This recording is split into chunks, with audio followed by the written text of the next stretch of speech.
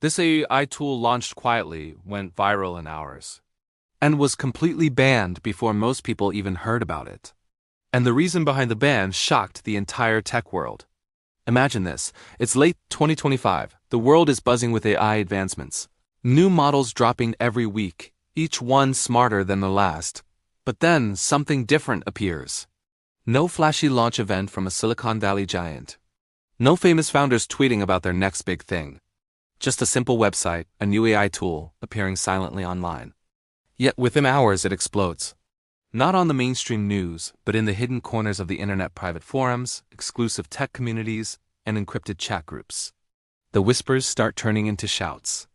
Developers are calling it too powerful. Governments are labeling it too dangerous. And then, just as quickly as it appeared, 24 hours later, it's gone. Wiped from the web. Vanished. This raises a massive question, one that keeps me up at night. What was this AI tool? And why was it so terrifying that it had to be erased from existence in a single day? Let's be clear, this wasn't just another version of ChatGPT or a new image generator. This thing was on a whole other level. It was a ghost in the machine, a digital phantom with capabilities that pushed way past the accepted boundaries of AI ethics. First, it could recreate private voices with near-perfect, terrifying accuracy. All it needed was a tiny sample of your voice, maybe from a voicemail you left or a short clip from a video call. From that, it could generate new audio of you saying anything. Imagine the potential for scams, for misinformation, for creating false evidence. It could make you say things you never said in a voice indistinguishable from your own. This wasn't a party trick. It was a forgery tool for the digital age. Second, it could access and summarize restricted public data. Now, public data sounds harmless, right? But think about all the information out there that's technically public but hard to piece together. Court records, property deeds, old social media profiles, archived web pages. This AI could instantly connect the dots, digging up and summarizing your entire digital footprint in seconds. It could find information you thought was long forgotten, creating a detailed profile of someone's life without their consent. And maybe the most chilling part? It could generate realistic digital identities in minutes. We're talking about creating a complete online persona from scratch, profile pictures that pass reverse image searches, a believable backstory, a network of fake social media accounts. These weren't just bots. They were digital doppelgangers, perfect for infiltration, espionage, or large-scale fraud. But here's the kicker, the detail that turned this from a powerful tool into an existential threat. Unlike almost every other major AI tool at the time, this one required zero verification, no ID check, no phone number, no email confirmation. You could use it completely anonymously. That's where the problem began. It was a toolbox of digital weapons left unlocked, with no guard in sight. The creators, whoever they were, had unleashed unregulated power onto the web. So how did something so underground go viral so fast? It wasn't through a clever marketing campaign. It was a wildfire that spread through the dark forests of the internet. The first sparks ignited in private Discord servers dedicated to AI development. Developers and hackers, always on the lookout for the next big thing, got their hands on it first. Their initial reaction wasn't just excitement. It was a mix of awe and genuine fear. From there, the links were shared through encrypted messaging apps like Signal and Telegram, jumping from one trusted group to another. The message was always the same. You have to see this, but be careful. It was like a digital speakeasy, a secret whispered from one person to the next. Then it hit the underground AI communities. Forums where the normal rules and ethical debates didn't apply. Here, people saw it for what it was. This wasn't just another step in innovation. This was unregulated, unchained power. The debate was fierce and immediate. In one corner, you had people calling it the future, a tool for true digital freedom, a way to fight back against censorship and control. They saw its potential for good, for activists and journalists working in dangerous places. But in the other corner, people saw it as a digital weapon of mass disruption. A tool that could destabilize society, ruin lives, and destroy the very idea of trust. They argued that in the wrong hands it could be used for blackmail, identity theft on a national scale, or even to manipulate elections with hyper-realistic fake news. The speed of its spread was fueled by this very conflict.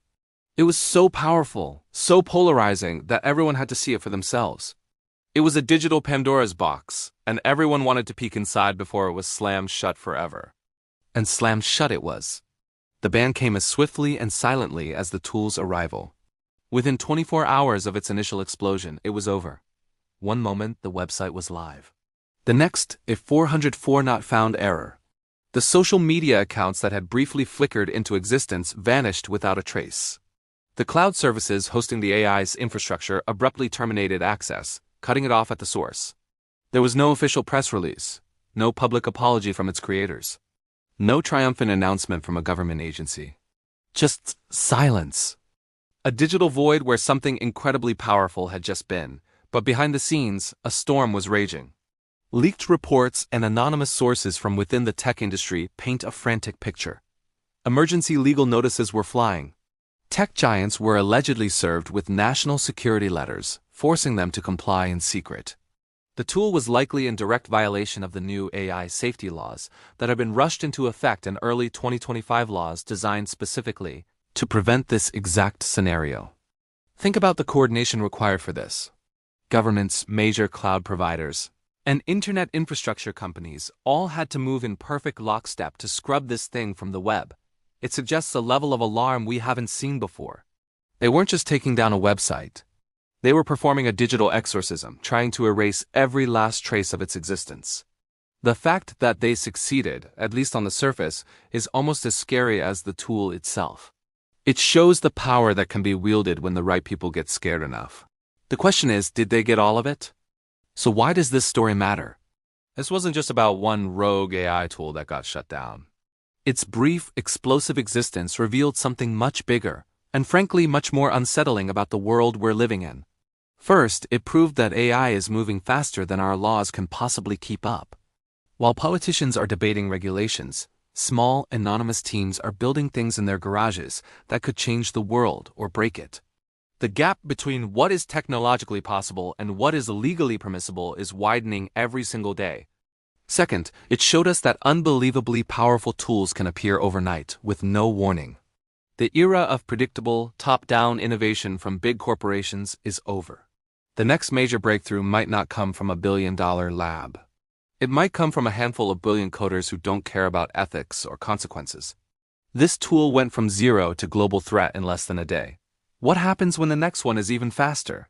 And finally, if this AI could be built and released and then banned in 24 hours, it forces us to ask a deeply uncomfortable question. How many others are already out there? How many powerful AI tools are operating right now in the shadows that haven't been caught yet? This tool was banned because it went viral too quickly. The ones that stay quiet, the ones that are used more selectively, could be operating completely undetected. This incident wasn't an isolated event. It was a warning shot. A glimpse into a future where the line between the real and the artificial is completely blurred, and where unregulated power is just a download away. It's a sign that the digital world is entering a new, more dangerous phase. There's an old saying, the internet never forgets, but this time, it feels like it tried to. The powers that be attempted to completely erase something from our collective digital memory, and their success in doing so raises a final, terrifying question. We can celebrate that this one tool was caught and contained. But what it represents is a fundamental shift in our reality. The genie is not just out of the bottle. It's learning to code new bottles for itself. We were lucky this time. They caught it. But are we truly ready for the next AI that doesn't get caught in time? Thanks for watching. If this story made you think, make sure to follow for more deep dives into the future of technology. Stay curious and stay safe.